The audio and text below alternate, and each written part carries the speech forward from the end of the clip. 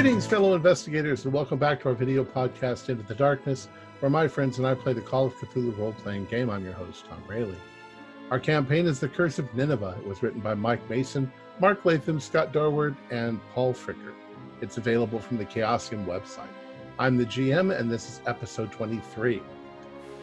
That being said, let's continue our journey into the darkness. No one could sleep following the tragic events of early morning. The staff were upset and terrified. Bert Stravinsky took his car to Offerford and roused the constable from sleep. The determination was made to alert the authorities back in Swindon to help. As the sun began to peek over the horizon, Felix Matthews arrived back at the house only to find multiple police cars parked outside. He could see his comrades standing near the dry fountain on the left side of the house in the garden. As he approached, they looked at him with great suspicion.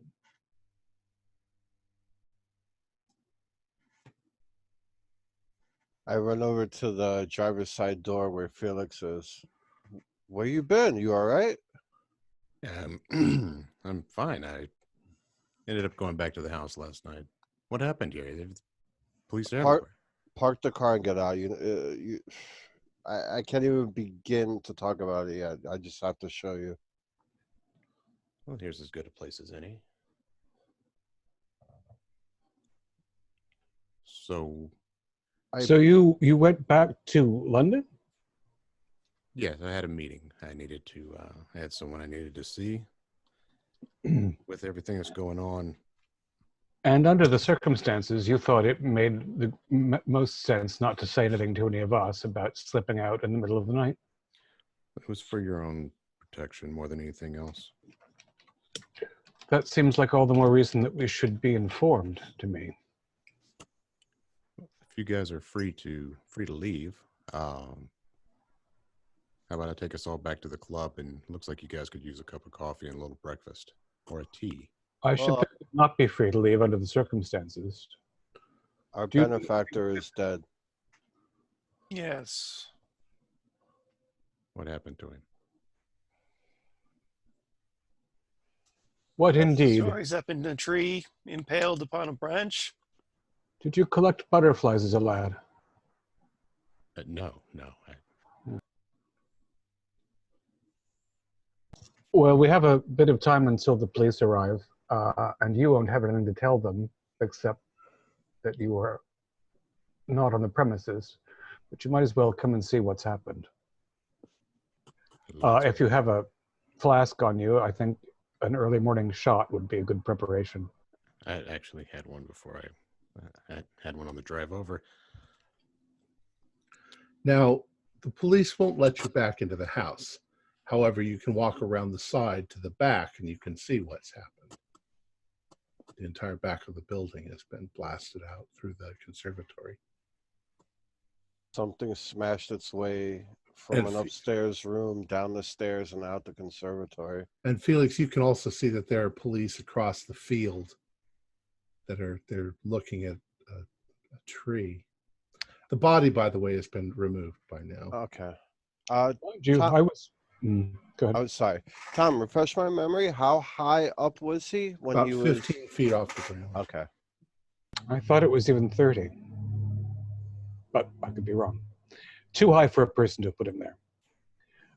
Mind you, Felix, I was sitting and working with Theodore on translation last night when I at least fell asleep. What woke me were his distant cries. He was already downstairs and he was screaming like someone more terrified than we've met yet. Maybe Punchin plus. And something enormous was tormenting him, something unseen by any of us. Smashed out of the house, tracked him into the woods, and impaled him through the chest. Ah, right. And it took his eyes.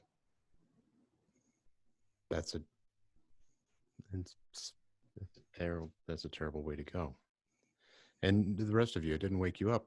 The crashing of it down the stairs and the explosion of the observatory or conservatory, No, it did. and no one It's saw a far too thing. late. Yeah, by the time we heard it, they were already through the conservatory, and he was running down to his final resting spot in the tree.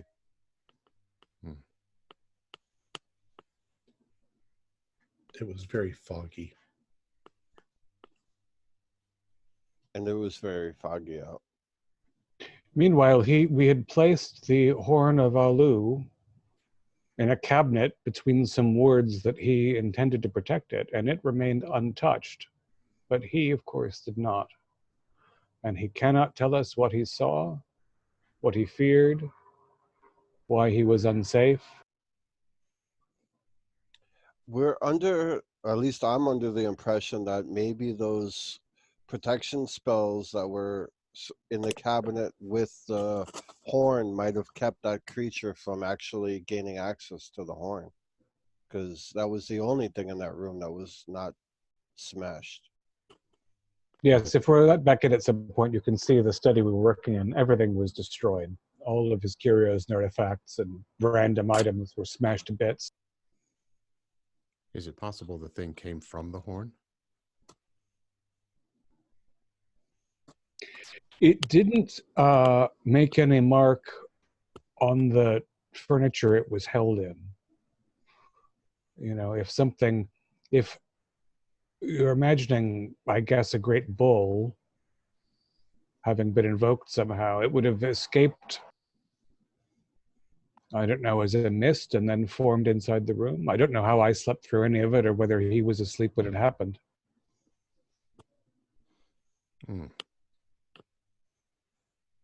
Well, and it's gone. The animal's gone. You said his eyes were gone. Yeah. This is no mere animal. Probably an odd question, but I'm guessing the eyes were not found. Not to my knowledge. I mean, the immediate vicinity where he was impaled, there was blood on the ground, but there were no further marks of a large creature. It's forested, so I suppose his eyes could have been present and obscured. But since the thing itself, whatever impaled him, vanished completely, I don't think it's terrifically surprising that it took those with it. And did you guys get a chance to grab anything did you grab the horn? Do you have the horn now? Fuller went back to the house immediately to see that the horn was safe. He found that it was strangely chilled, but it was intact. It didn't stay cold. The coldness of it does make me wonder about your idea that something came out of it, as if in parting it left some kind of absence, as if some humor had been removed. But again, that whatever it was passed through wood and glass without harming it. I don't know why it targeted Theodore and not me, unless he was awake and active in some way that I was not. We were proceeding apace with the translation, but nothing particularly surprising was developing from that. I wonder if he translated something that manifested the creature. You're going to have to be careful while you're continuing it. Sure.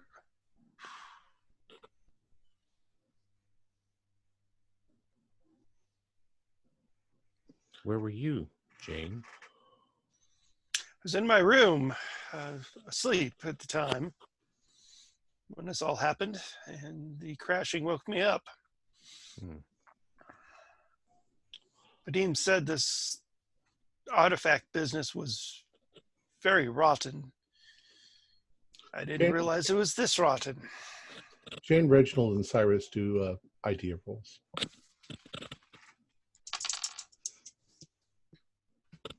I found that. Hot 7. 50 is a normal success. Okay.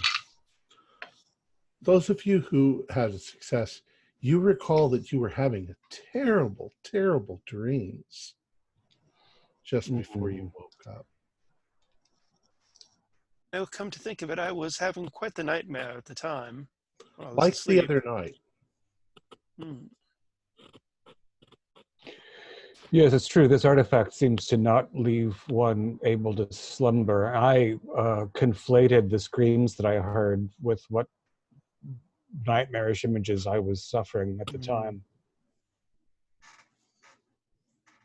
But he mentioned that there were nightmares involved with these artifacts.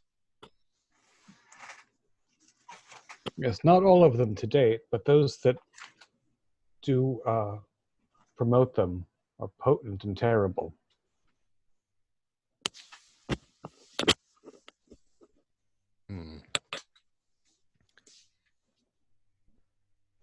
So how long are you guys being held here by the police?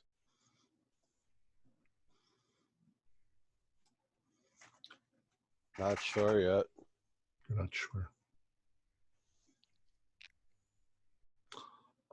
You did translate the text that was on the side of the horn, yes? Do you want to see that again really quick? I was in fact looking for it, as you asked. Here you go. This is what we had worked out before I fell asleep. I, the high priest Abn Ashtu, invoke thee. Let the winged bull of Anu and Antu be bound within this horn. Alu, who is without eyes or mouth. I can hear the horn blowing. It's eerie. Alu, who is without eyes or mouth. I hadn't thought of that until now. Alu, who is without eyes or mouth, who envelops like a garment, who lurks in shadows, who would stalk the land, troubling the dreams of men and robbing them of sleep. Let Alu be bound within, resting and waiting, a secret guardian to keep safe this evil place. Let no man disturb the prison, or the living nightmare that is Alu shall rise up and destroy him. So I want to go out on a limb and say he disturbed Alu.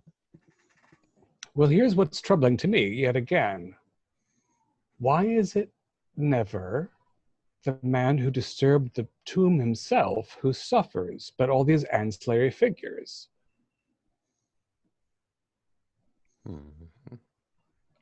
Because the prison that this presumably was meant to guard is in Nineveh. It's the tomb. And yet the thing was shipped overseas, was held by the museum, was held in private hands, was sold at an auction. And only when Theodore Ibn Price and I translate it, the thing comes alive. Reginald, maybe we're reading it wrong. Maybe the prison is the horn. Contained within the horn is the winged bull.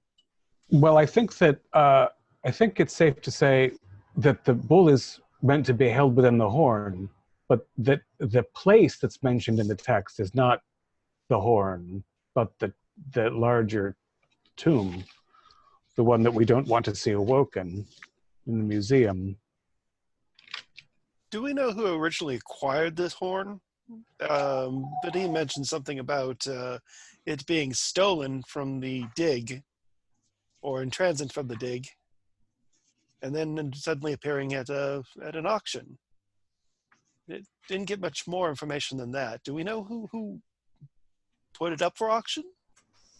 We don't know. We know that the auction happened after the owner was deceased. We don't know where he got it and who stole it. But the initial thief in all of this is Campbell Thompson.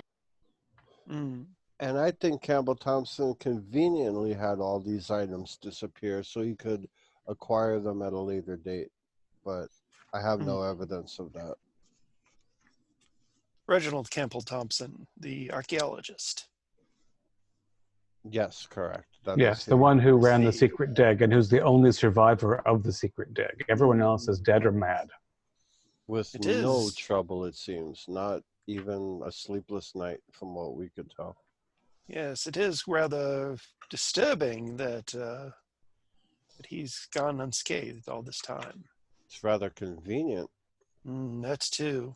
Which I do not mean to be presumptuous, gentlemen, but it seems to me that he's either behind all this or someone is ensuring his safety. I think it's both. It could be. Well, at least he's behind the situation with the acquisitions of the objects, to be sure. So the question is, why do all the objects that have a component of punishment strike someone other than he who disturbed the tomb in the first place? That's what I continue not to understand.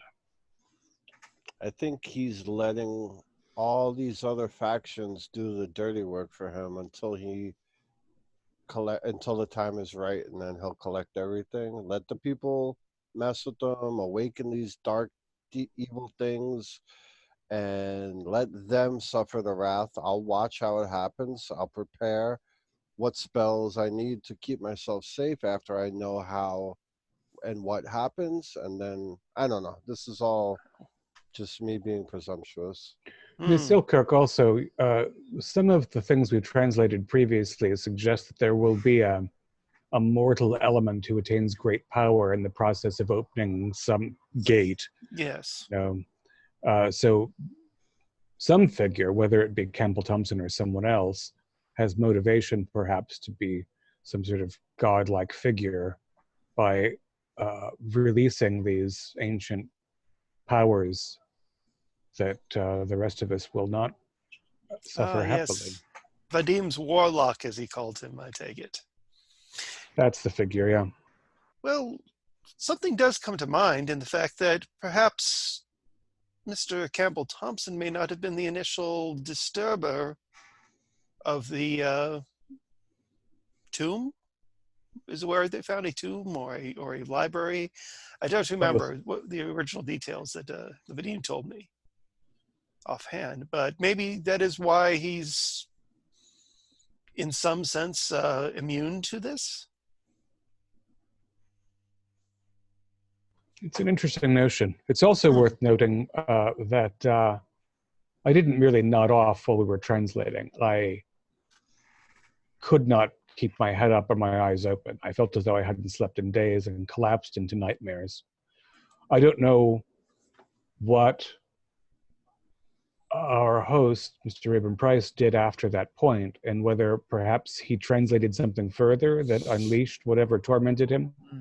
After all, we've been warned in other cases very explicitly not to speak aloud things. Perhaps in the course of translating, he said a fragment of something that means that we should cease translating the text on the horn, or I don't know what. Or is involved with something that in conjunction with what you have translated here on the horn caused something?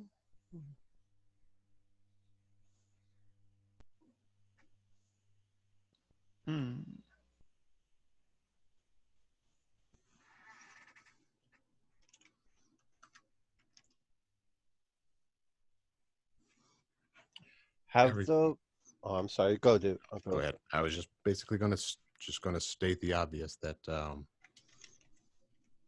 everything that happened to Rayburn Price now has matched almost to the letter with what was written on that horn.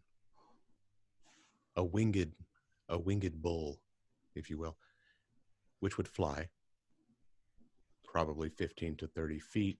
Said he was impaled through the chest. If it could be by the horn of the bull, if that's the manifestation that he came out in, if Alu came out as a bull, to actually gore him and pin him to the tree, just because that's what he hit. It was a foggy night. I don't know if deities or these manifestations can see through fog. Who knows? Maybe he didn't mean to hit the tree, he just did, and happened to impale Rayburn Price upon it 15 to 30 feet up. The eyes, the blinding That's Yeah. almost written as prophecy upon the horn. Yeah, so no, the eyes thing certainly is unmistakable, and there's no way I think that you can take a mouth away as readily as you can take eyes away. Exactly. But But the maybe more I his think of it, tongue even is as cut I was, out. oh, that's an idea. I wonder if the police will talk to us. I'll try to think if I can see if the mouth, if I remember if the mouth was bloody looking, but the whole thing was so hideous. And as I recall, even as I was falling asleep, I believe Theodore was as well. It was really as though,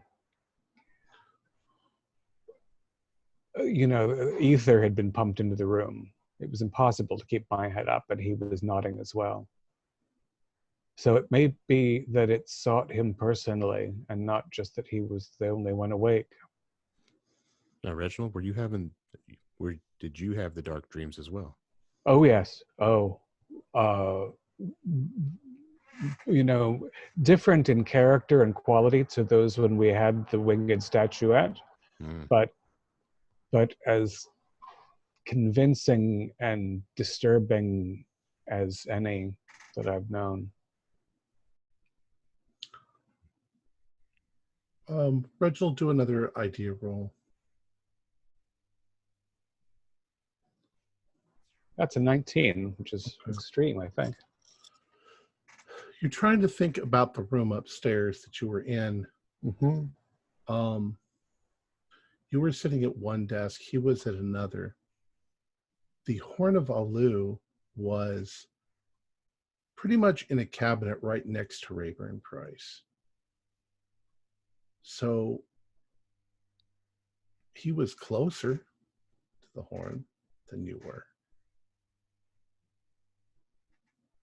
Yeah, the biggest difference might be my proximity. We were working at desks in an L-shaped configuration, and he was near his work cabinet where he keeps his curios, and again, a few objects meant to guard against intrusion that did not allow the horn itself to be taken, but did not prevent him from being so. The room was practically destroyed, and yet you slept through it. Yeah. And the screams were echoed in my dream. They didn't even seem to come from without at first. So not only was the room around me smashed, glass and shelves and furniture broken, but I didn't hear him cry out or any creature torment him until he was already downstairs. I only heard the echoes of his screams, really. By the time I got downstairs, the conservatory had already been smashed. Is there a possibility that the screams were in your dream and you were never awake to hear them? And the reason I ask, that might be something that's almost impossible to know or to realize, but the reason I ask is the manifestation could have already been back into its cell, into its horn, before it released you all from any kind of trance it may have had you under. So the screams were actually the final call that his job was complete in the real world before going back to his horn. It's an interesting notion. I feel as though I was chasing the sound through the fog. You could hear the crashing downstairs of Right. something smashing. So it was going on before you could react to it. The police come up to you.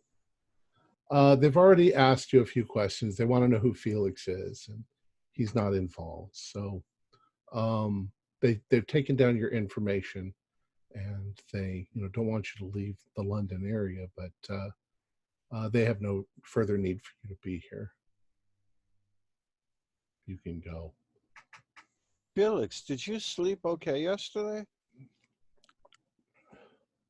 I slept fine. So, excuse me, I laid down early, planning to have a 2-hour nap and get up, which I can do. It's not a problem. And I absolutely passed out too. I could not wait. I woke up to the screams 8-9 hours later when I only wanted a 2-hour nap. So maybe its proximity to the horn will affect us. I don't know if when we take the horn, if we leave here, maybe 2 people sleep close to it to protect it or whatever, and then other people sleep a distance away. It's just a thought. You know, unlike the statue, being that it was in our possession, I don't think before, if we owned it, no matter where we put it, the dreams would follow us. But this horn doesn't seem to have that kind of power. So it'd almost be worth it, and most likely in our best interest, to lock that thing away somewhere safe and far away from where we're going to be sleeping. Because if we're fighting for sleep and worried that this creature, whatever it may be, is going to burst out and crash through our homes and put us or any of our staff or friends or family at risk, there's no reason to take that to any of our homes. And there's really no reason to babysit it while we're asleep. What good would it do? If the thief wants it, he's going to come get it. I agree. I think Vadim learned that the hard way. So we lock it up, we stay away from it, and we only get it when we need it. You have my vote on that. I think So, he's very prudent. as you guys are talking, you're walking towards Felix's car. You guys want me to drop you off at your respective homes, get cleaned up, meet back at the club? Doesn't seem unreasonable. We're going to take the horn to the club. Or should we take it directly to the Bank of England? We do know we have willing assassins on the trail. In the meantime, if you don't mind, I know you've been driving all night, Felix, but I actually have a journal that Theodore was working on that I haven't had a chance to look at yet, that I'd like to read. Perhaps there's something in that will clarify something about this. The police, I assume, are still keeping us out of the house, except maybe Yes. we could be allowed in to retrieve our valise or something but we're not taking anything from his workplace. Right. Yeah. I definitely wouldn't pull that journal out until we're well clear of the police. All right. So you've got everything that you need. You get into the car and you start driving off.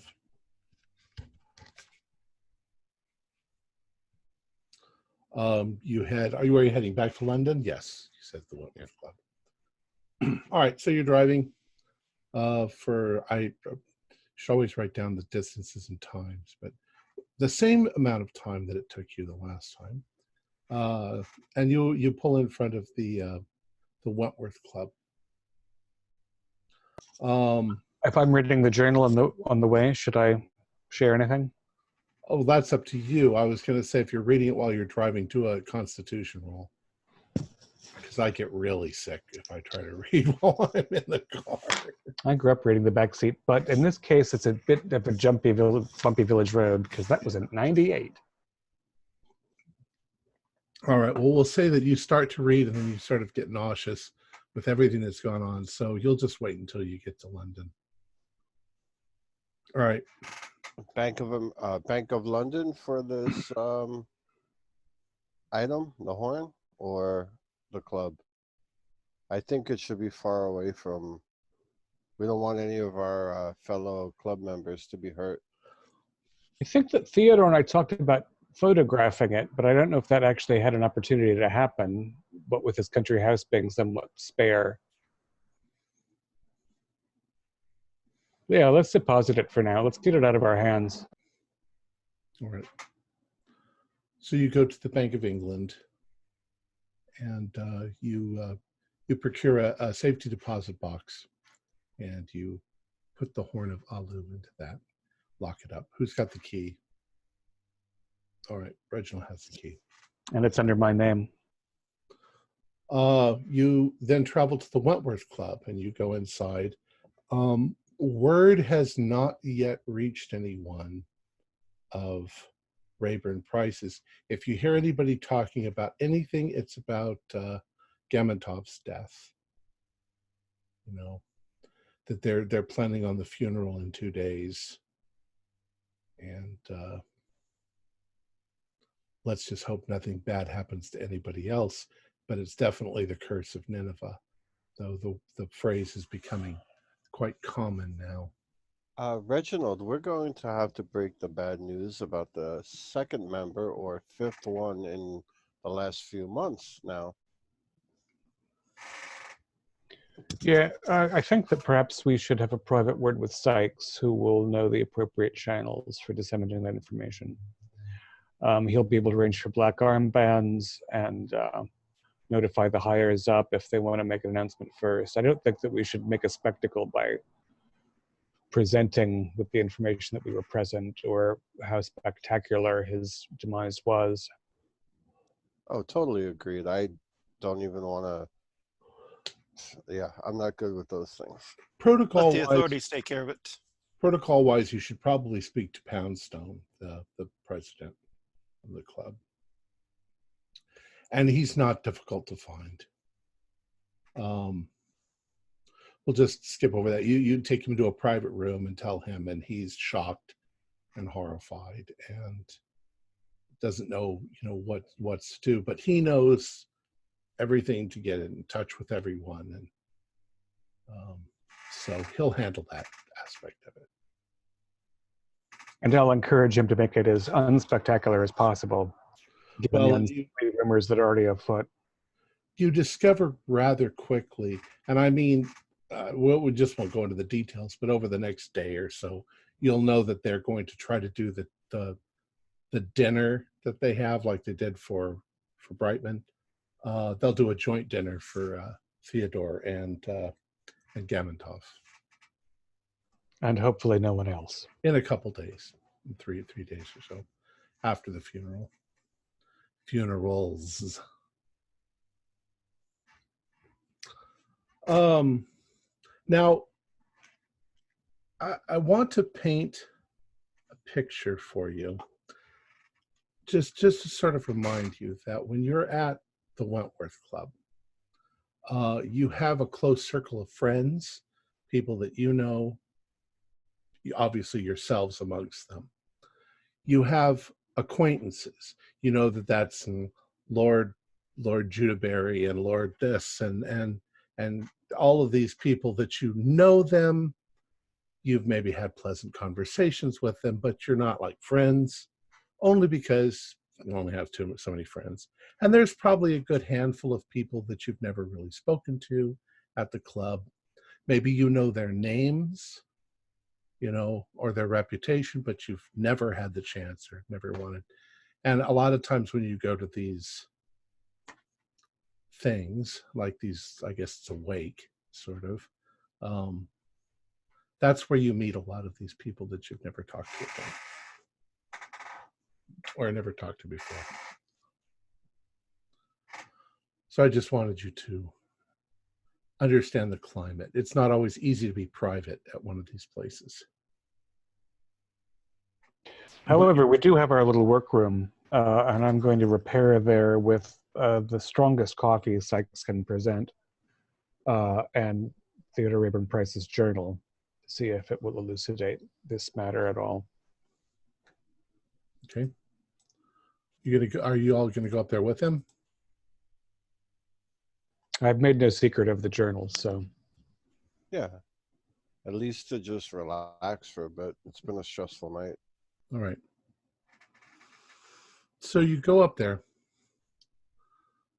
and I'd like you to all did we do sand rolls? Well, I'm sure we did for the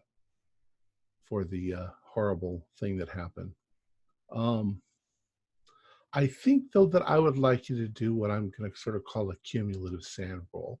At the moment, everything is so quiet and normal at the Wentworth Club, and it just seems impossible to believe the weird shit that's been going on. And I think that you'd have that sort of wave that would come over you. So go ahead and do a sand roll. Yeah, especially just sitting there thinking about replaying it in your head. I failed that. We'll say if you'd failed it, do a 1d4.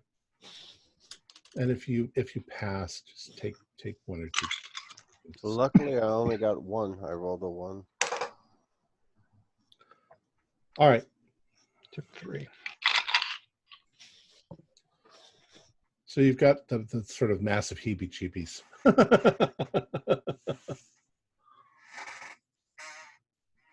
All right. So you go up to the thing, and Reginald, you start to read. And it takes you about, well, let's say a half an hour to go through the journal. The journal goes back a ways. You don't find anything particularly interesting. You find that he has a long history of being very interested in Sumerian history and magic and stuff like that, all the occult things that he's been involved in, a lot of things along the way. He's had friends. He's had people that he didn't much care for. Some of those people you know, some of them you don't know. The only 3 things that stand out are these entries. There's one entry from the end of last year, December 23rd precisely. He said, "At the Wentworth Club Christmas party, I had a rather enjoyable evening meeting some of the members I had not spoken to before. One of them, a fellow by the name of Aloysius Delgado, introduced himself. He looked to be in his late 40s, dressed impeccably with perfectly coiffed hair. He carried a silver-topped cane and smoked from an opera-length cigarette holder. He had an interest in Greek and Sumerian literature of an occult nature, and we spent more than an hour chatting. Quite pleasant. The following March 4th of 25, again, this Aloysius Delgado, he says, he had the utmost gall to proclaim himself the foremost practitioner of Middle Eastern magic in all of England. The very idea. And more than that, his ridiculous suggestion for me to join his little circle of occultists, when none of them have any idea the years I have been doing research. None of them know what power means or how incredibly dangerous it can be in the wrong hands. The very idea of me joining with those charlatans as an acolyte is an affront to my entire life as a researcher." And then more recently, on February 2nd, 1926, "What often bothers me is the callousness with which people disregard what they do not understand as completely unimportant. Many people collect, they appreciate, but they secretly laugh at what they believe to be silly superstitions. They do not realize what is dancing right before their eyes. Today I once again encountered Delgado at the club. We sat and chatted for a bit. He has some interesting ideas concerning Sumerian magic, but honestly, he cannot fathom what he's dabbling in. I'm quite tempted to call on him at his London residence, just to get a good look at his collection of Sumerian esoterica." I don't think he's ever mentioned this Delgado. Does anyone recall the name? You all can do like an idea roll. If you pass it, the most you've heard the name. You know that he's very wealthy. I failed. You don't know if you recall seeing him. That's 3 for 3 tonight. I don't know the man personally. He's a member of the club, though. I don't know the man personally. I think Vadim mentioned his name once, but again, like our dear departed other friend, he found him somewhat of a charlatan, a rank amateur. I think he mentioned with a bit of derision. So he didn't seem like he could be Vadim's mastermind. But if he did have a cabal of other occultists around him, I wonder. It could easily be that someone he's involved with is Vadim's mastermind. Also, somebody who might be pretty powerful might lead people to believe he is an amateur. That is true. Putting up a facade whilst trying to get information off to the side. Working on the sly. It seems curious that Theodore seemed to like him and then sour on him and then not dislike him after time. But, you know, as months pass, feelings shift.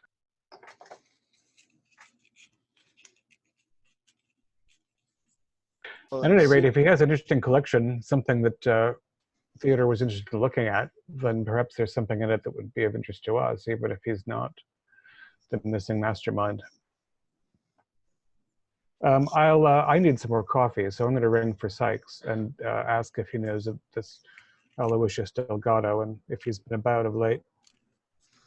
All right. Sykes brings you the coffee, and he says, "Yes, of course, Mr. Delgado. I haven't seen him lately. Perhaps a few weeks ago. I believe that he was at Lord Brighton's funeral. Um, a rather dashing chap. Carries a big silver cane. He's a member in good standing? Oh yes, yes. Quite good standing. Do you know of any other members that he's close to? Well, yeah, I think that he knows Mr. Munden. He definitely knew Mr. Rayburn Price. Knew the president, of course. And has his own circle of friends, yes, of course. Quiet sort of chap. Yes, well, we're a bookish lot for the most part. I think I will, after I have this part of this pot of coffee, I'll see if Mr. Munden's about and has any ideas about the fellow or his collection. All right. Thanks as always, Sykes. Of course. All right. So, what else would you like to do?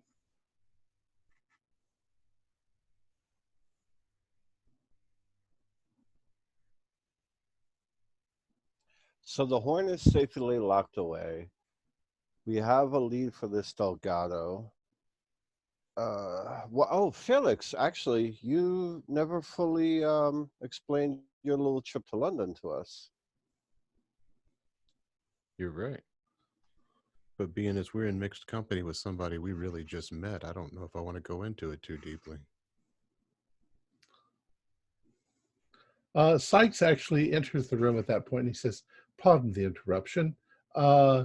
Miss Selkirk, you have a telephone call." Oh, yes. Thank you. Pardon me, gentlemen. She leaves the room. That was incredibly convenient, ladies and gentlemen. Oh, Felix, I think she's on the up and up. If not, you know, things could be taken care of. Just wondering how much Vadim actually told her and how much she's speculating. I don't trust anybody anymore. Too much stuff has gone on. I agree, but there is always an answer to every problem. That door closed good? Good and tight, huh? All right. Well, after Vadim got taken out in his sleep, kind of woke me up to exactly how perforated my security was at the house. As you guys know, my staff's very important to me. Their safety, their security, the security of my home, but more so the security of the people around. I had a favor that was owed to me by an ex-business associate who had some hardware that I could use to increase the security of my home and ensure the safety of my people. So, he reached out. I reached out. And I acquired the hardware I needed from him. And that's where I went. Last night, I spent the entire night double checking everything at my place, being sure that my entire staff was armed to the utmost levels, so that if anybody were to come in then they're not just facing me. They're not just facing one person. They're going to face a small platoon of people ready to take their lives. I'll lay down my life for my staff will lay down their life for me. Excellent. That is the way I run business. So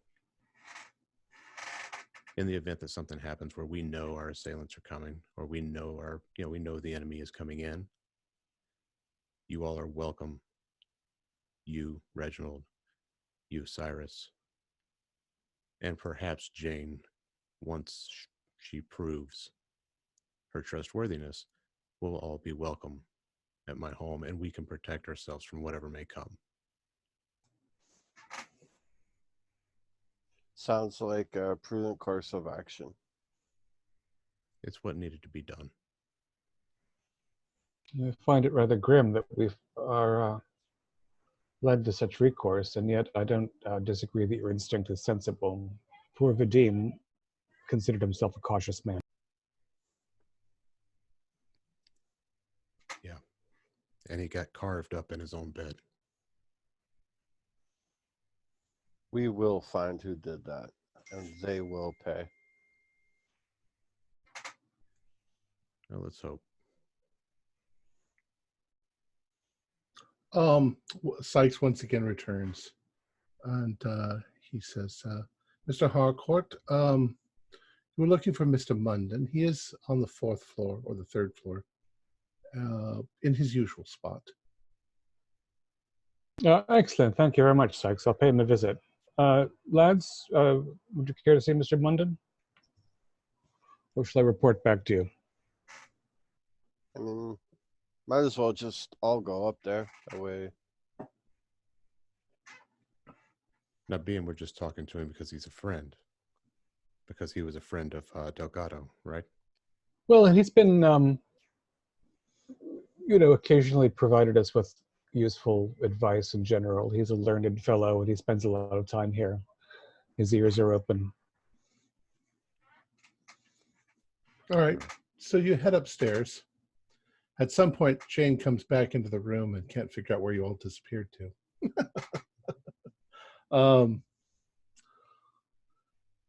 You find Munden once again sitting in front of a small fireplace with a book. And, gentlemen, I haven't seen you in a while.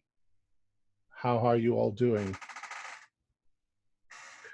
Well, my good man, those of us who are still among the quick are doing reasonably well. As you may have heard, there's been some attrition in the club's ranks. Yes, indeed. Poor Mr. Gementov, was it? Mm-hmm. Yes. And Mr. Rayburn Price have both lost their lives prematurely and in violence. Mr. Rayburn Price? You hadn't heard that, yes. I'm afraid I'm sorry to be the bearer of bad news. Oh my. He met his end at his country estate in the early hours of the morning. Oh my goodness.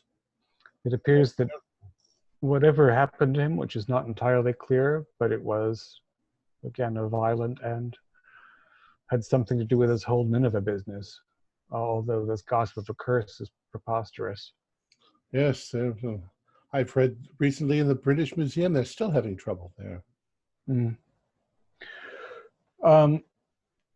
The reason that we've come pestering you and interrupting your reading this midday is because there's another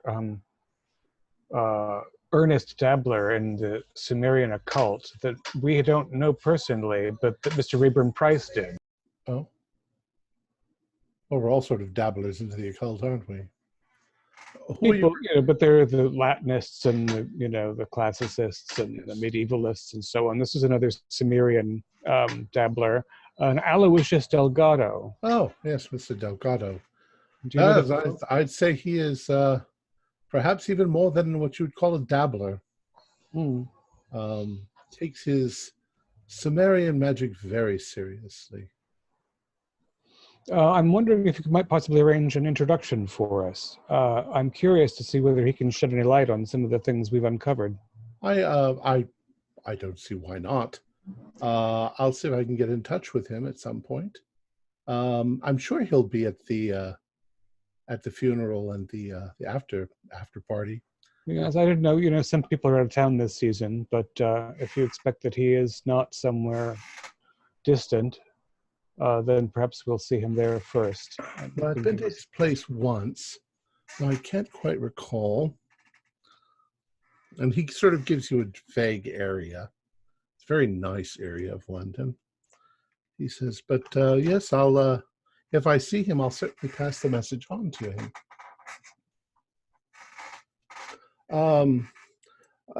To clarify what I was meaning is, there are those of us with a great deal of money, and we have an interest in the esoteric arts and even, Egypt. I personally am very fond of Egyptian magic, but it's not that I would want to transform my flat where I live into a temple of occult. Do you know what I mean? Yes, quite. It's one thing to have a collection. It's another to take it seriously. I believe that Mr. Rayburn Price's impression was the fellow considered himself not merely a student of these matters, but something of a shaman himself. Well, perhaps a bit of an Aleister Crowley. I'm pretty sure he's belonged to a number of different esoteric organizations, the Golden Bough, the Golden Dawn, the Theosophists. Yes, I'm sure. I'm sure he's dabbled in all of that. I'm sure he probably has ceremonial robes for all of them. Given all that, though, you would say that he was a reasonably sane man. Oh, yes. Not some flighty random occultist, but I'm not fully sure where he acquired his money. I think through business ventures, I believe. But yes, he's quite above all of that now. He simply indulges his interests. I was curious to see his library. Now I'm curious to see his shrines. He's a single gentleman? Yes. Although I've seen him a number of, perhaps a couple of months ago, I saw him with a young woman, rather lovely woman. I don't know her name. So I don't know that he's not of that type.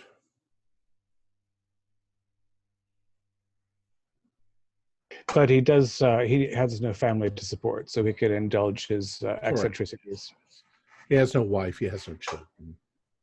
And certainly, the whole dabbling in the dark arts thing can have a certain allure for susceptible young women, I believe. Yes, and men. He also has a bit of an entourage around him wherever he goes. He's here privately, just relaxing. Perhaps I haven't noticed him about the club because I don't tend to notice the dandies as much. The silver top cane and all. Yep.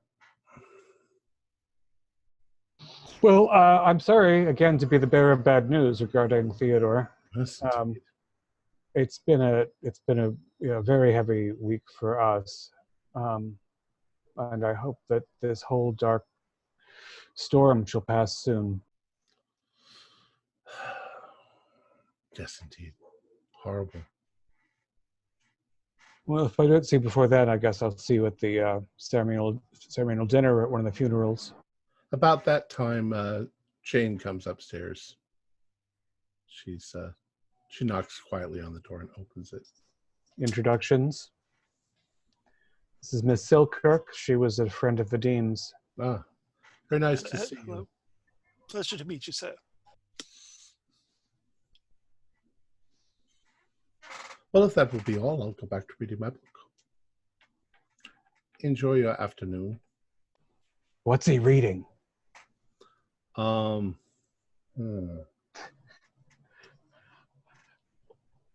Ladder of Divine Ascent by John Climacus.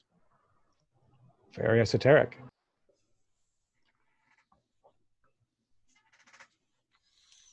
Dan, you didn't miss much. He's gonna try to arrange a meeting for us with Delgado. That's That's good. Gentlemen, would it be improper if I suggested all of us get a stiff drink? absolutely on point. I wholeheartedly agree. Felix, do you know this Delgado? He seems to be a businessman about town. If he is, he didn't run in the same circles I run in.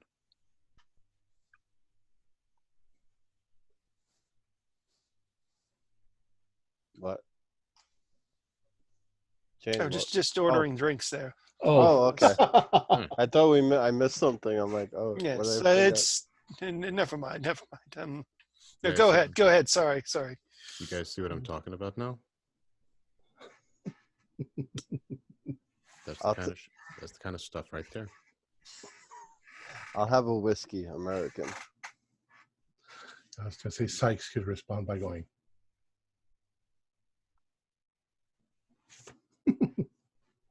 Whatever that means. All right.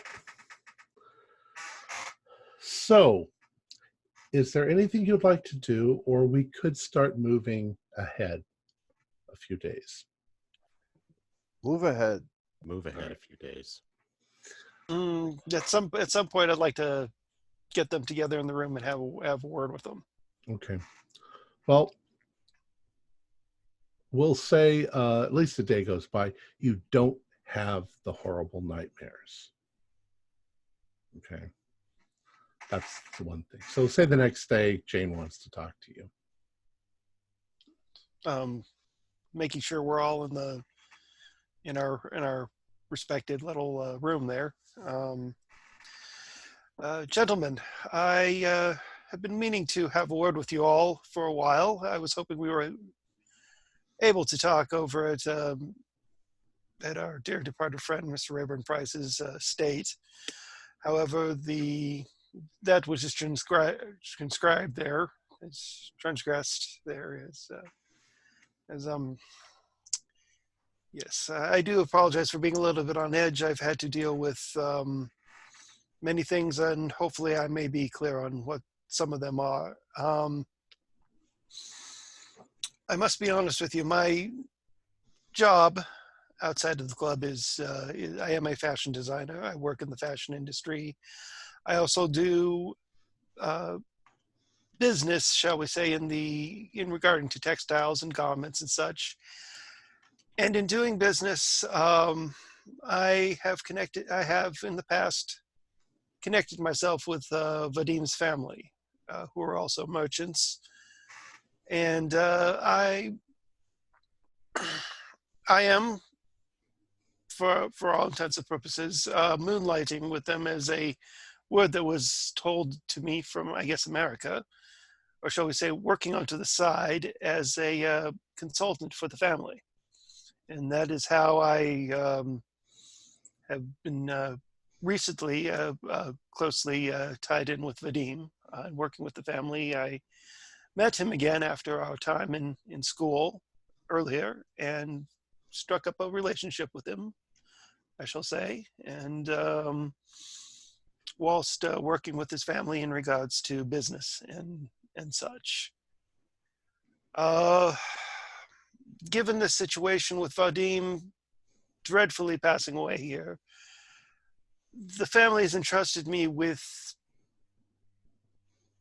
it's surprisingly passing along various wishes and things in regards to Vadim that might be important to you all.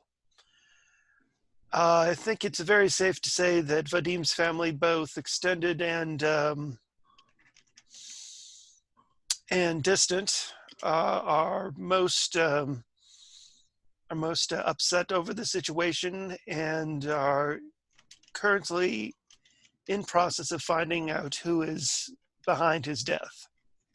and would be most pleased if any information were to come their way. Let's just say that they're very adamant in finding who the killers are and seeing that they are brought to justice. Also, Vadim left behind quite a few effects, both in his will and as his tokens, I suppose, if you could call them as such, for each and every one of you. He was, shall we say, working behind the scenes on some things, and had some pieces of his work that he wanted to share with you all as part of his will and testament. And at the reading of the will, I do believe you shall be... I'm sorry if I'm a little jittery here. I'm still very shocked and trying to recover from this whole situation. Vadim's death was quite tragic enough, but having to deal with Mr. Rayburn Price and Vadim's family at large. Also, Vadim's family is more than willing to offer any assistance necessary in endeavors. And I shall stress that Vadim's extended family, not only his immediate family, goes, they go deep into British society. In fact, at some point I may be able to reveal how deep, but let's just say that the name Hamilton holds quite the sway in court. But for the time being, if I understand your implications correctly, they don't have any leads, but rather are looking to us to find any information regarding the assassins. They have some leads, but they are looking for any avenues of information. And since we are, pardon me, gentlemen. Since we are actively pursuing investigations, it is their hope that we may be able to provide them with such information. There is one more thing. There's going to be quite a bit more things with and after the funeral with Vadim. A very curious thing occurred, I should say. I call it curious, in that this situation surrounding the Horn of Alu, Vadim, and I do not understand this, Vadim had me and several other people tied in with the family actually sent away. And that also include Mr. his valet, Mr. What was his name? I can't remember. But you're saying that Vadim chose to be alone in the house the night that he was killed? Yes, curiously, he chose to be alone. He wanted to be alone. He had Mr. Brewster, that was his name. Yes, I've only met him on a couple of occasions, but I've heard about him for many years from Vadim and his family. You see, Mr. Brewster is more than just a valet. He's well, he was assigned to Vadim for all intents and purposes as a bodyguard. But Vadim, on that particular night, sent him away. He had me sent away and several other people who were looking after his well-being. And it is most curious, for Vadim was really security-minded with this whole affair that he was involved with you gentlemen. And I still do not understand why he would do this, why he would leave himself open to what happened. It's almost as if he was expecting that this sort of thing was going to occur.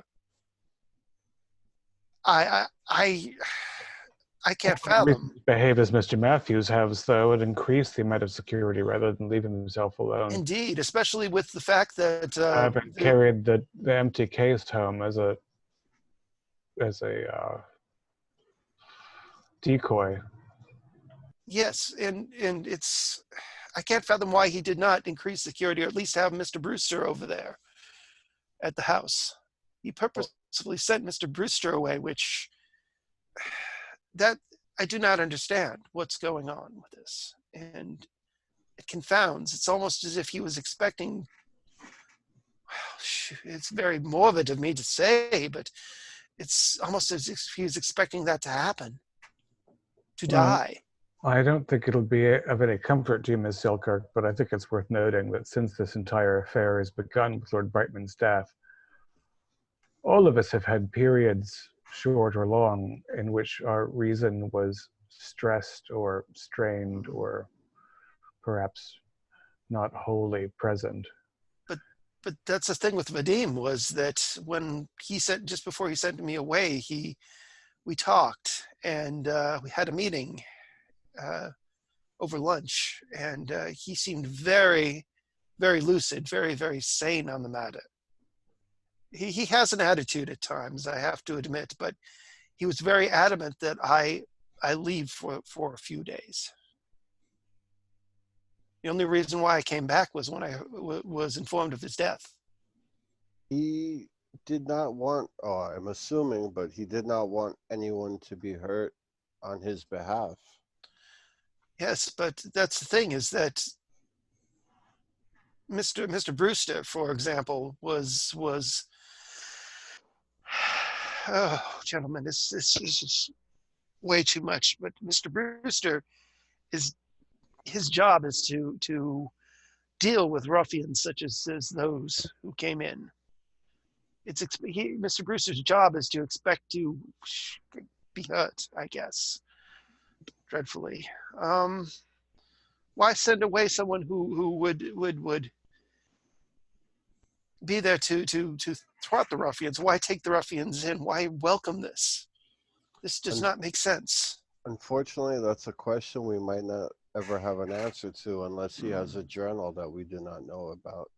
Well, as I said, he left effects for you all, and perhaps a journal is amongst them. I know his papers and his work. At least one copy of it has already been sent to Oxford to his peers there. I do know that other copies of his work have existed, and one is within the family holdings. Perhaps he's sent some of it there with you, and perhaps there is a journal or letters or explanation, but I wouldn't know why. But Mr. Gamatov, Vadim, his family is very angry and very willing to help. And I can't stress the amount of how do I put this right without messing with.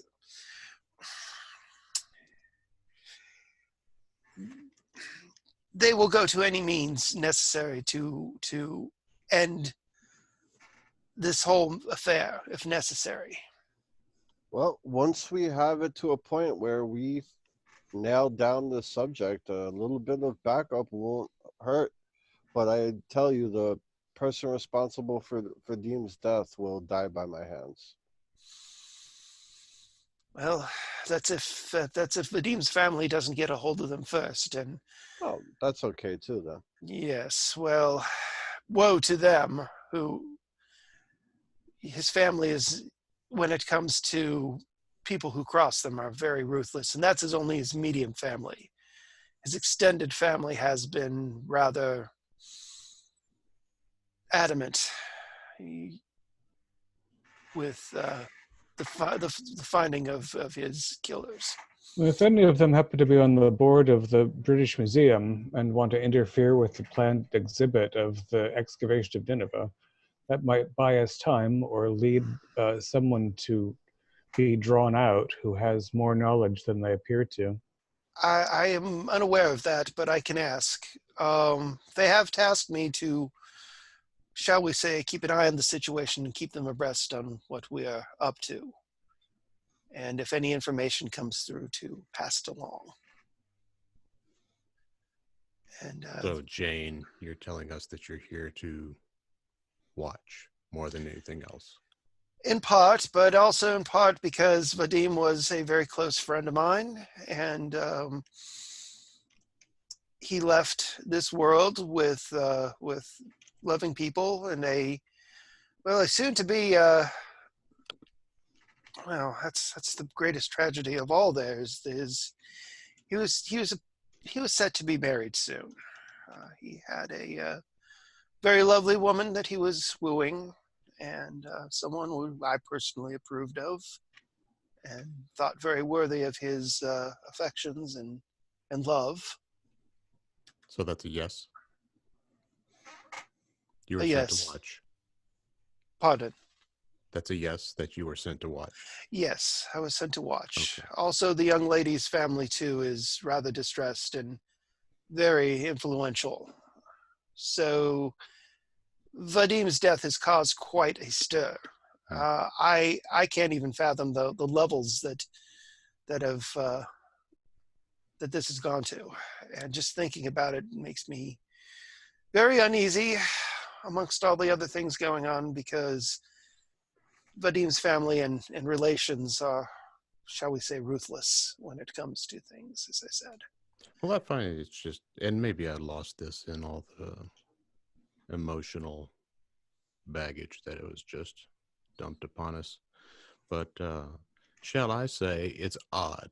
I find it quite odd that a family as rich and as powerful as the one that Vadim claims to be from would put such a mighty task onto someone in the fashion industry. Well, as I said, I am a retainer for the Gamatovs, and to his family, yes, much like Mr. Brewster and others.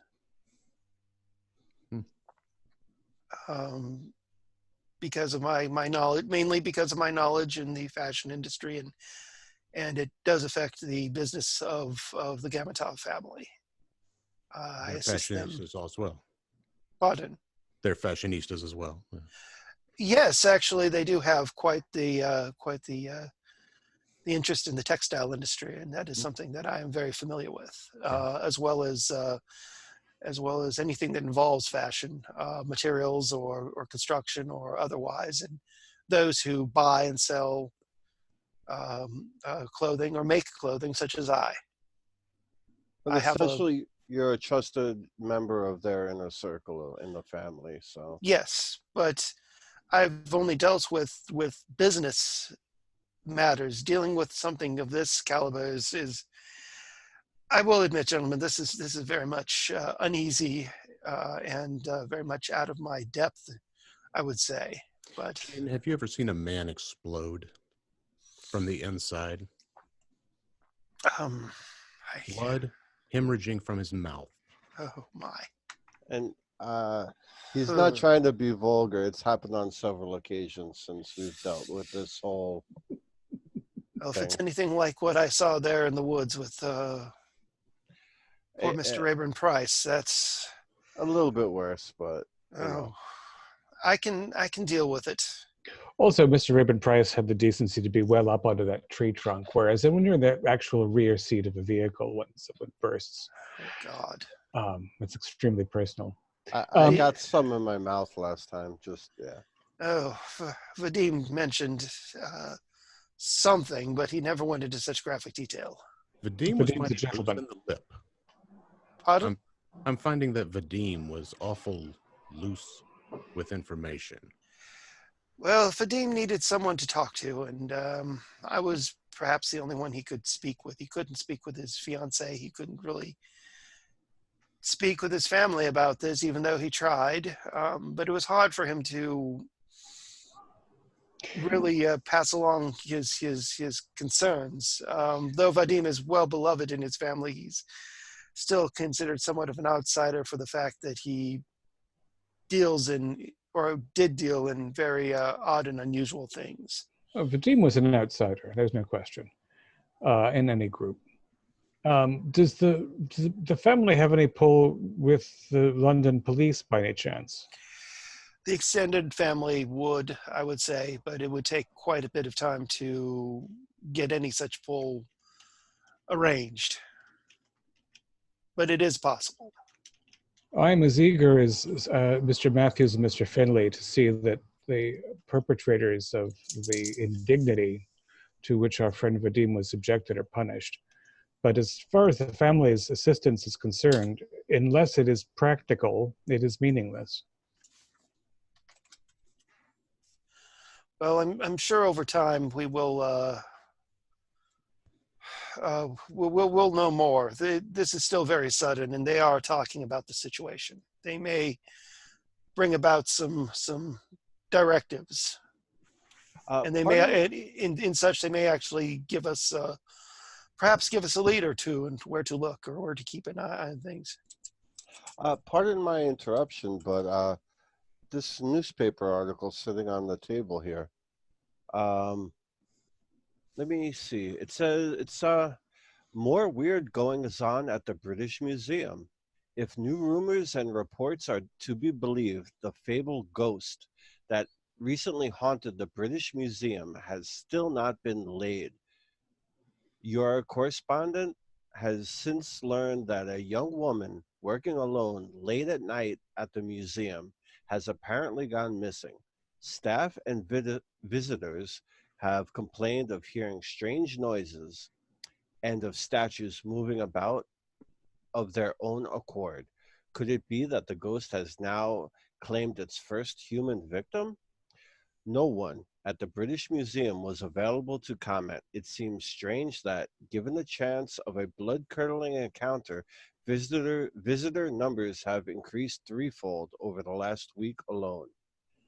I wonder if that is our friend that helped us out. I hope not. I forget her name off the top of my head. I think Reginald remembers. I'll thank you, Matthews. Yes, Miss Leicester. I'll call for the telephone immediately and see if I can get someone at the museum to tell me if Miss Leicester is well accounted for. Who is Miss Leicester, if you don't mind me asking? Miss Leicester is a very scholarly young woman who works at the museum, who's been of some assistance to us in the past, and who provided us with one of the points of entry to acquire the Horn of Alu just a week ago. If you don't mind me asking, was she involved somehow with the acquisition? Only indirectly. I did not. I was her guest, and we did not provide the funds, so she was merely a witness primarily. So what you're saying is that she was present with you at the... She was indeed. Oh. That doesn't bode well, does it? Whatever do you mean? Well, could it be that I'm well, first of all, speculating here. Could that mean that well, I mean, Miss Selkirk, first of all, yes. Should she have gone missing the night after the auction, I think this newspaper article will be very different in nature. This is a puff piece about spookiness at the museum. That doesn't mean that Miss Leicester is accounted for, however. Oh, I do hope she's is well. I put her into a cab that night myself, and she was not carrying some sort of fake box to lure someone. Yes, but she was seen with you all. Damn it, Sykes! Where's the telephone? Oh, here, sir. Oh, I hope not. Sorry to be sharp. No problem. I'm going to call our museum friend.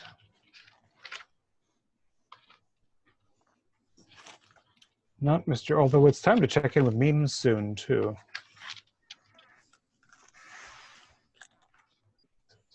British Museum. If you want to see something old, we got it. If you want to read a book, we got those too.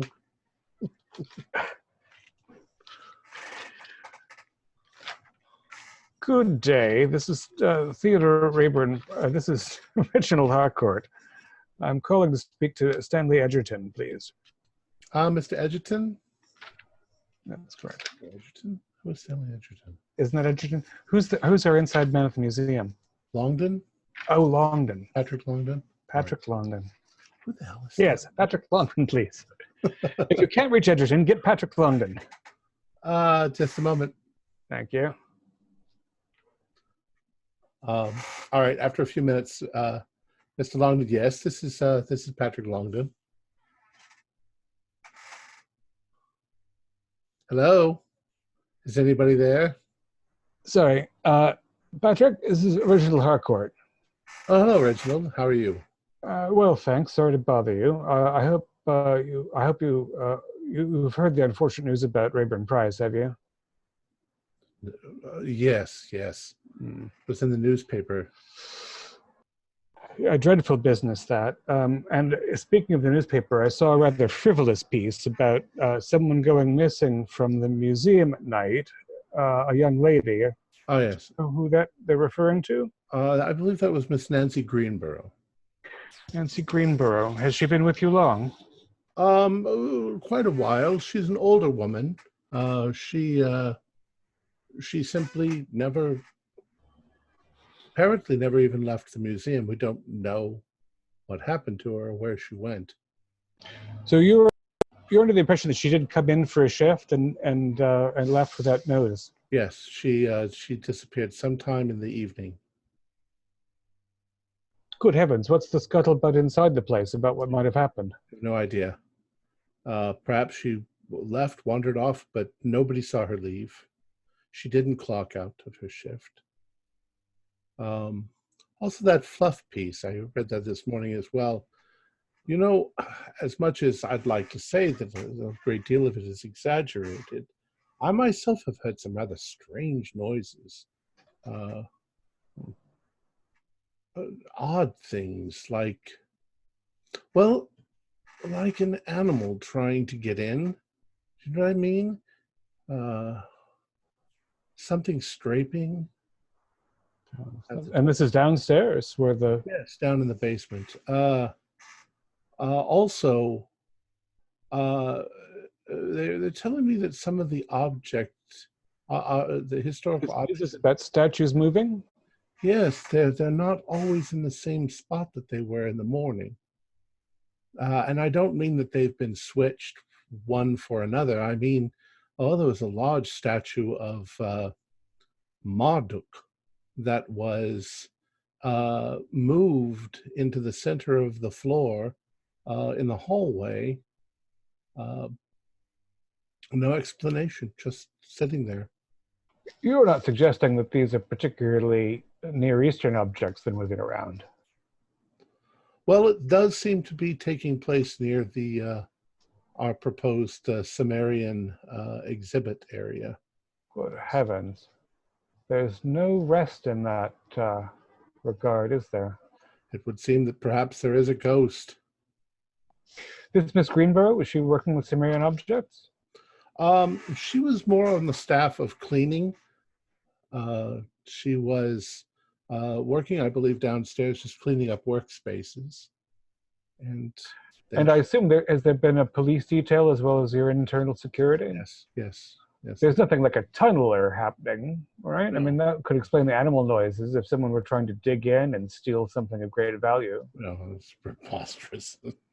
And as maze-like as the place is, if this Ms. Greenborough had just had some sort of palsy and collapsed behind a heap of stones, someone would have come across her by now. We've done a thorough look, yes.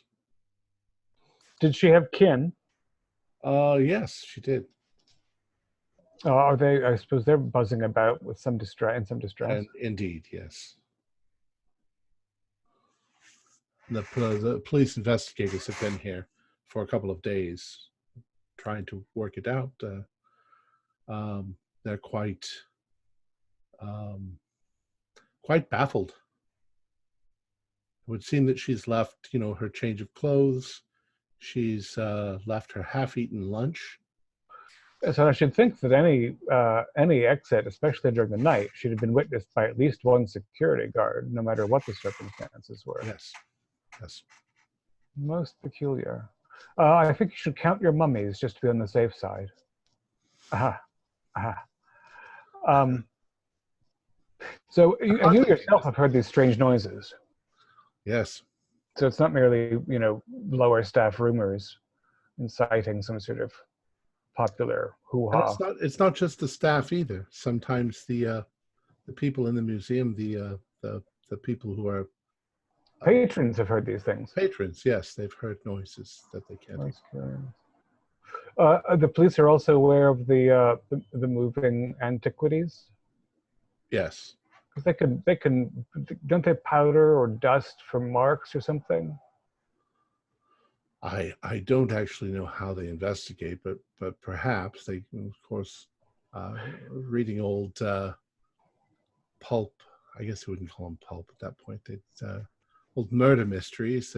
Well, I enjoy it. Flower on the floor and seeing. I enjoy a penny dreadful on the train. But speaking of which, marks on the floor. If some pedestal with a great eye on it moves about, is there a scrape on the marble? There have been damage to the floors. Yes. Very curious. I suppose you've beefed up security. Yes, and it's a This security. exhibit is costing the museum a great deal. Yes. Well, I thank you very much for your time. I might drop by later and see if anyone downstairs, say Ms. Leicester, has noticed anything untoward as well. Yes. Yes. But it's interesting to learn that everything you read in the tabloid press doesn't mean that nothing is real. So if I learn anything, I'll be in touch. Thanks ever so much. Of course. Damn. Click. And of course, whatever the folks didn't pick up from my side of it, I will explicate. But yeah, there's still something going on. And I wonder, the obvious implication from a completely lunatic point of view is that the flying bull beat us back down to London and began trying to root about. Now, this Marduk, is that in significance with what we are dealing with? I'm not familiar with Marduk. Marduk is in the pantheon. He's as unrelated to Nabu as to Alu, but he's a major Sumerian deity. Okay. So it's the same family of matter, although again, rarely does anything directly connect to anything else in a way that makes sense. Nabu was described to Marduk, was he not? Do I recall correctly? That's correct. So that's a closer connection than either have to Alu personally. But I don't know what, I guess if we drop down there, I'll see if I could determine what of this is from the Campbell-Thompson excavation and what's from other sources. So we're going to the museum, I bet. Soon, if not immediately, and I have no other. Again, until Vadim's family coughs up whatever secrets they have, I have no other direction to travel, and I wouldn't mind reassuring Miss Leicester that all is well.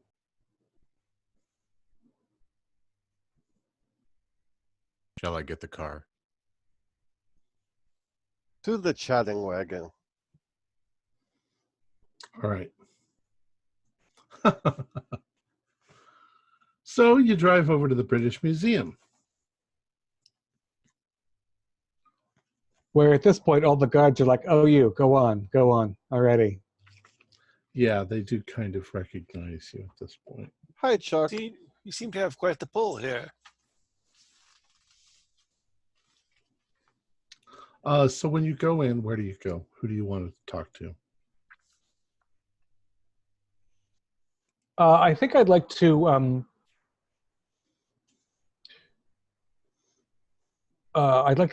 first send a note to Reginald Campbell Thompson mentioning the passing of Theodore Rayburn Price and hoping that he is well and that if he learns anything, he'll share that with us as we would with him. And then it's downstairs to find Audrey Leicester. Okay. So you head downstairs and you find Audrey. At the moment, she's actually on a break. So you find her sitting and drinking some coffee or tea and maybe smoking a cigarette. I don't know if they smoked down there, 1920s, probably. And she's like, "Oh, how are you?" Well, I'm happy to see that you are here and well and busy at work. In other regards, I can't say that I'm that well. It's been a very bleak few days since I enjoyed your company at the Sotheby's auction. Well, I'm interested to know if your intentions are to return the Horn of Alu to the museum. I'm very, very sorry to have heard about Mr. Gamontoff, followed almost immediately by Mr. Rayburn Price. But you have an object that rightly belongs in a museum, and I'm wondering if you're intending on returning it at any time soon, or If that object was here, it might very well have been you that was slain. I'm sorry to be so blunt, but it is the truth. Until we find the culprit, we can't return the item. I'm just being upfront with you, but it will return to the museum at some point, hopefully sooner than later. So this is more of that Curse of Nineveh stuff that you think? Well, I can curse. Oh, sorry. Go. I was going to say, curse or no curse, it more likely ruffians and thugs that are killing. And if we bring it here, your entire staff is under danger. Well, just keep that in mind when all of this is over, please. It's an incredibly valuable object. Of course, Miss Lancaster, it is certainly my concern that it end up where it rightfully belongs, although with all respect, that might not be actually in the hands of the museum. Mr. Campbell Thompson, when he retrieved it for study and acquisition, may have authored the horrors that have since followed. That being said, if the object can be neutralized, if the danger that we're currently under shall pass, I think it is worthy of being retained in the collection. But I cannot guarantee that that is, as you say, its rightful domain. Its rightful place might be somewhere far away. Did you know this, Mrs. Greenborough, at all? Oh, isn't that horrible? Indeed. Well, is it horrible, or did she just wander off, or is she? Oh, no. Oh, who told you she wandered off? She's about 2 nights ago. Mm-hmm. She's part of the. It doesn't really have its own title. She's not really cleaning. She does clean, but she does sort of the grunt work, I suppose you'd say. Moving this, taking that there. Some sort of fundamental maintenance duties. Yeah, yes, indeed. I believe at the time she was returning some Greek scrolls to the vaults, and something happened. We don't know what. As I recall, one of the porters, Maurice Gibbons, he went to investigate when he heard her scream. However, when they all arrived, there was simply no sign of the girl at all. So only this Gibbons fellow heard the initial cry? Correct. And whom did he alert? Well, he had alerted the other staff. Mm. They all converged on the area, but And because she had these particular scrolls, there was some reason to understand quite where she was. You know, there was an correct. appropriate place for her to be at work. And there was no sign of her whatever. No, but Mr. Gibbons seemed to be rather disturbed. Mm. Said Do you that know he Mr. thought that- Gibbons well? Well, he's worked here for a while now. Mm. Yes, I believe we met him on a previous visit. I hope that has he been at work since then, or has he taken leave because of his? Actually, I'm not sure, but I do think that he took leave. That It's wouldn't not- surprise me in the least. With whom should I inquire about finding whether he's been in and how to speak with him about that further? Well, the security There's would some know. manager, security. I must say, when I first heard that a member of the fair sex had gone missing overnight, I was not without concern for your well-being, Miss Lancaster. Well, thank you. But no, it wasn't me.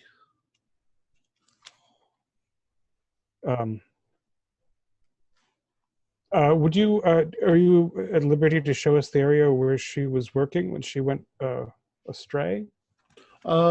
Yes, I don't know for sure, but I believe it was over here. And she takes you to the area. And it strikes you, of course, as you're walking in that direction, that this underground area is just labyrinthine. It's row after row of rooms and artifacts and things. So, Including places we've been before. yes. And Miss Lancaster, there were also rumors of some sort of prowling animal sound. Have you had any of that in your own experience? You're a very level-headed young woman. I've heard other people talk of this. I haven't heard anything myself. I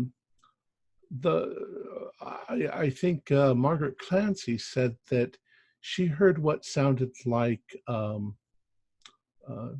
music, like somebody playing some sort of rhythmic music. But she said That's most interesting. she said that she couldn't make it out very well, and as she approached the area, it faded away. She didn't hear it. She doesn't know where it came from. And that's in the same general part of the tombs as we are now? Yes, and you must understand that these can get very spooky. Imagination can run wild. Quite. I've looked at shadows more than once. And all of this business about moving statuary? That's very strange. If there were a statue that was in a different place the next morning, I would assume that one of the staff had some reason to move it. But in this case, these things are not necessarily moving to a new location. They're just coming off of their pedestals and moving a few feet out into the walking paths. Most peculiar. Has anybody noticed anything, for example, if several figures were pointing in the same direction? I wouldn't know. I don't know. Who has seen the most of that, do you think, that we could ask a question or two? Well, Patrick probably has seen some of it. He often gets here early. I'm not sure. Miss Lancaster, if that does happen again, where the statues are found moved, would it be out of the question for you to take some notes on that and relay them to Reginald? Of course. Thank you very much. And see, Reginald, I told you, you were beside yourself. I knew she would be right as rain when we got here. He was very worried, Miss Lancaster. He really was. I wasn't beside myself. Naturally, I was concerned.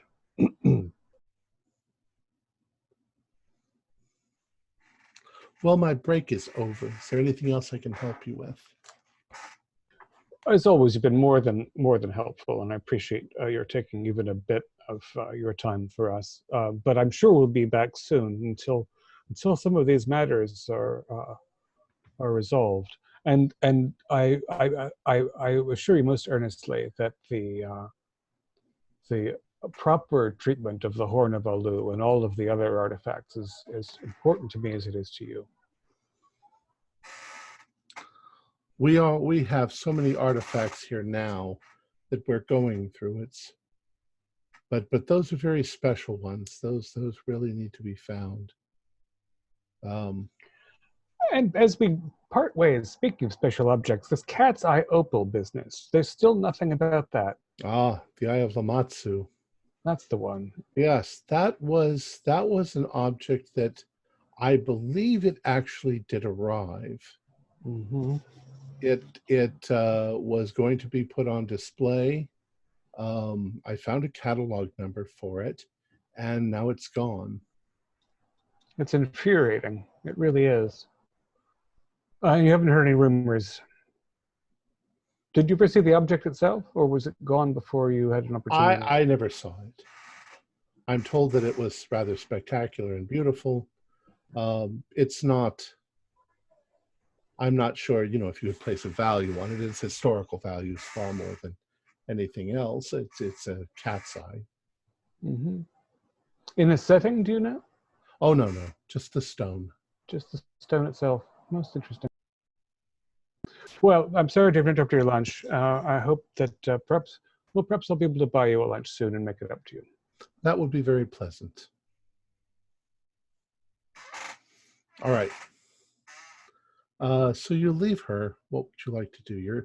You're moving from the downstairs up towards the upstairs. We might as well look at the area where the exhibit's being put up and see if anything stands out about the scratches on the floor and stuff. What do you think, lads? Yeah, and this statue of Marduk, was that on exhibit? Yes. So maybe we could just take a look at it. Yeah, that's why in a public area, I think there might be something we can learn. All right, do a spot hidden for me.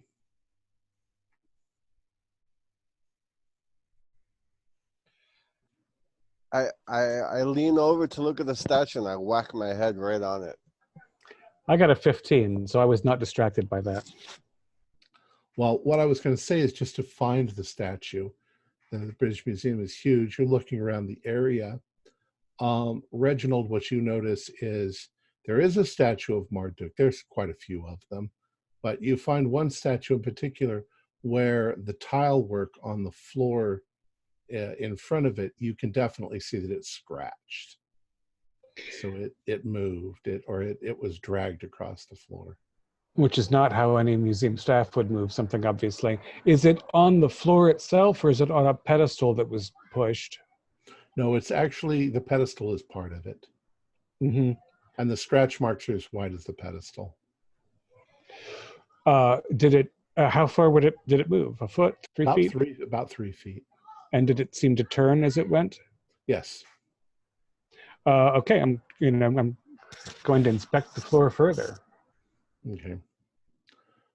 I'm having a closer look at that too. You can see that it must have sort of made a right-hand turn as it went, although not necessarily a complete 90-degree turn, more like a 45-degree turn. Mm.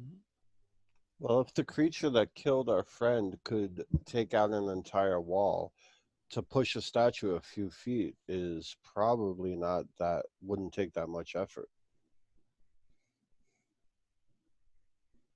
Oh, you're muted. Are there marks of things being shoved around on the tile? Well, when you start to look for it, you do notice that there are another few things that have been moved. Most of them are fairly large objects. Of course, smaller objects wouldn't necessarily scrape the floor. Are they converging? Or are they moving randomly? Yeah, they're kind of randomly. They're not moving toward the walled off area where they're putting the temple up. No. They're just scooching. Well, and Sumerian chess. At least one of them is incredibly big and large. And all you can tell is that it was probably straight like this, and it's turned a little bit. Something with a lot of force would have had to have turned it without destroying it, obviously. I wonder if we could find another amateur photographer at the club and send him by so we can keep track of these things and see if there's a trajectory over time. If they move a few inches or a foot over a period of time, it makes some sense of it. What I was going to say is that the objects that you see that have moved have obviously been put back into place. However, this one large piece, it's going to take them special equipment to put that back into place. If it doesn't move more at some point.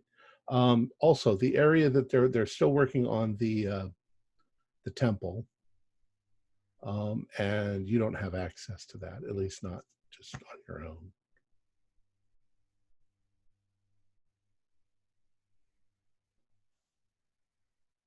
Well, Miss Selkirk, you get an idea of how obscure these things have been for us. Yes, quite. Small impossible things happen, and then someone turns up brutally dead, and then small impossible thing happens. Seems to happen quite a bit from what Vadim passed to me. Be curious to see what's actually going on behind that. Vadim mentioned that there was a gentleman here that helped you with translations. Yes, we should go and visit poor Recall Mr. Memes. Details. Memes, okay. He'd never really mentioned his name, just that someone here at the British Museum was assisting in translations. Yes, let's go and see if he's in and what condition he's in. I can share Right. the bit of the Horn of Alu that was translated, which I think will be of interest to him as well. All right. When you make inquiries today, you discover that you're told that Mr. Memes has had a kind of a breakdown, and they're not allowing him to come back to work, at least not right now. And he's supposed to be getting a rest, and as far as they know, he's at home resting. The office that he was using downstairs has been locked because everybody's aware that he's working on something very important, and they don't want anybody to go in there and mess with it. But yeah, he's going to lose his mind if he continues. He's not eating or sleeping or anything. He's ridiculously obsessed. Yeah, I kept trying to distract him to one degree or another, or advise him to sleep and eat. But these things do have a way of taking over the mind. And whoever tells you this also makes some comments that isn't that the way that it always is? You know, the smarter you get, the more crazy you end up in the end. The more you. I'm afraid I've seen it happen to very, very brilliant men. I'd like to pay a visit to him, perhaps bring him something soothing. Do you know where I might find his residence? They're really not allowed to give out his residence. However, if you were to talk, you know, maybe to Langdon or Miss Leicester, they might be able to provide you with that information. All right, so we'll at least leave a note with Langdon to that effect, that we'd like to see poor Memes and share information and comfort. All right. So are we done at the British Museum? All right. You step out into the air and the sunshine outside the British Museum. It's very hard to believe that all this very strange stuff is going on. People are sitting on the grass, having picnics, walking in the park, fountains, the city's lovely, the museum is beautiful, and yet there is strange and evil things afoot around you. And I think that's where we're going to stop for tonight. We will pick up again next week. Our players included David Gassaway, John Byram, Ford Fitch, Jason Melichok, and Jerry Bryant broke his arm, so he'll hopefully be back with us next week. And I am, of course, the keeper of the secrets. We're currently producing up to 5 shows a week with music and sound effects added in post-production in order to create a richer listener experience. We provide audio-only versions of our shows free for you to download from Podbean or iTunes. The costs involved with the show are provided almost entirely by our patrons. Without them, we wouldn't be able to do what we do. If you'd like to help support our show, visit our Patreon account. Just $1 to a month helps us a lot. You can find a link in the description below. Like, share, and subscribe to our channel and punch that bell icon for updates on our latest shows. And leave us some comments. We enjoy reading them and answering any questions you might have. And follow us on Twitter at ITD Podcast. This is Tom Rayleigh, together with all the members of our gaming club, inviting you to journey with us once again into the darkness for another adventure into the universe of H.P. Lovecraft and the Call of Cthulhu role-playing game. Until next time, good luck and good gaming.